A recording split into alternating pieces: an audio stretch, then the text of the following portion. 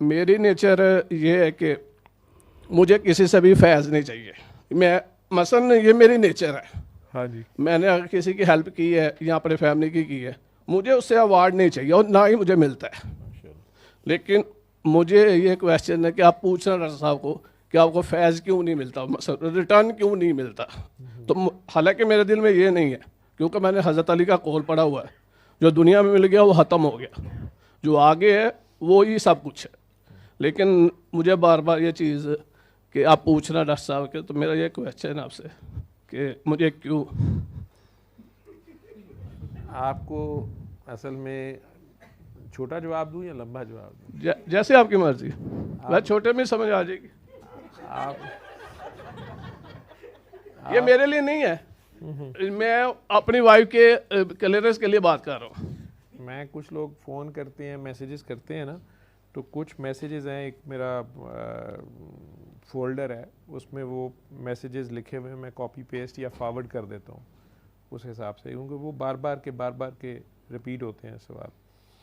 तो उसमें एक सवाल है, जो आपके सवाल का जवाब कुछ लोगों को मैं भेजता हूँ, वो होता है कि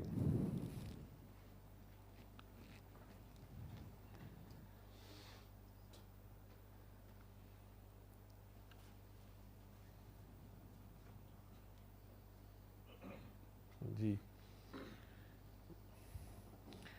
हम और आप, ये आपके सवाल का जवाब है, गुनाहगार मलामती लोग हैं। तो आपके सवाल का जवाब है क्योंकि आप मलामती हैं। हमारे ज़ुम्मा अल्लाह की तरफ से उसकी मखलूक से बेगरज और बेलौस प्यार करना है। मुर्दे ज़िंदा करने का दौर गया, वो अब साइंसदान भी कर लेते हैं। अब मुर्दा दिलों को ज़िंदा करना चाहिए। तो इसके बदले में मखलूक से किसी भलाई की तवक्का मत रखना। इनसे अगर कोई भी उम्मीद दानिस्ता या गैर दानिस्ता तौर पर लगाई भी, तो बदले में इनसे मलामत और दर्द ही मिलता है। अच्छे लफ्ज़ों में यह कि छितरी पड़ते हैं। इसलिए कि जो लोग भी तन मन धन से अल्लाह के हो जाते हैं, फिर अल्लाह उन्हें किसी भी हाजत या हालत में अपने सिवाय किसी और की तरफ देखने भी नहीं देता, और अगर आप देखते हैं तो वहीं से टीका लगता है। तो आप कह सकते हैं कि हम कुर्बानी के बकरे हैं जो चलते फिरते हमदर्द दवाखाने होते हैं, आदत से मजबूर भी होते हैं। अभी साथ वाले घर से चित्र खाया तो अगले घर फिर पहुंचे है, की होया भाजन, वो मामा तेनों की तकलीफ है, पूरे महल्ले में चीकां दी आवाज़ां आ रही हैं, तू पहले पुजे हैं। ठीक है, तो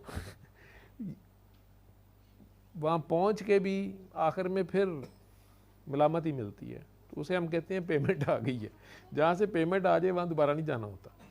ठीक है, तो अब खामोशी से फ़िलहाल खुशी खुशी उसकी मखलूक को हवा की तरह मैसर रहें, और अगर हर अच्छाई की तौफीक अल्लाह की तरफ से है तो अजर भी फिर उसी की ज़िम्मे है। So never ever expect any reward, acknowledgement or even thank you from any human.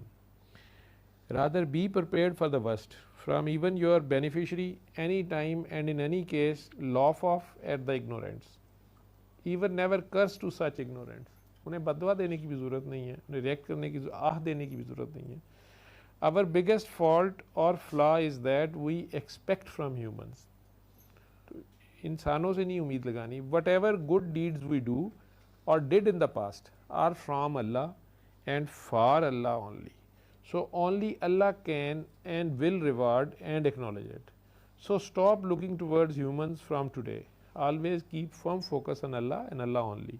Never ever expect from humans anything, but keep going at the path of sacrifice like your illustrious prophets sallallahu alaihi wasallam did. वो अगर ये सोच में पड़ जाते कि मुझे क्या मिला, मुझे क्या मिलेगा, ठीक है, फिर ये रास्ता तो तकरीबन चलना ही नामुमकिन हो जाता है। तो जब उसकी तरफ से आपको अल्लाह ने ये तौफीक दे दी, ऐसा दर्द, ऐसा दिल दिया है, दर्द दिल रखने वाला, कि आप दूसरों की दर्द को महसूस करते हैं और उनके कहने पे या बिन कहे भी उनकी हेल्प के लिए तैयार होते हैं, ये भी अल्लाह की तरफ से बहुत बड़ी नेमत है।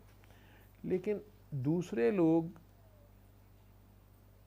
जो आपके इस सेक्रीफाइस को, इस अमल की को नहीं जानते कि आप किस दर्द से गुजर रहे हैं, वो इसका रिवॉर्ड भी नहीं दे सकते, एक्नॉलेज भी नहीं कर सकते, इसको अंडरस्टैंड कर ही नहीं सकते। और स्पेशली जब आप इसे अल्लाह के लिए करते हैं तो फिर इसका रिवार्ड बंदों से क्या लेना, ठीक है।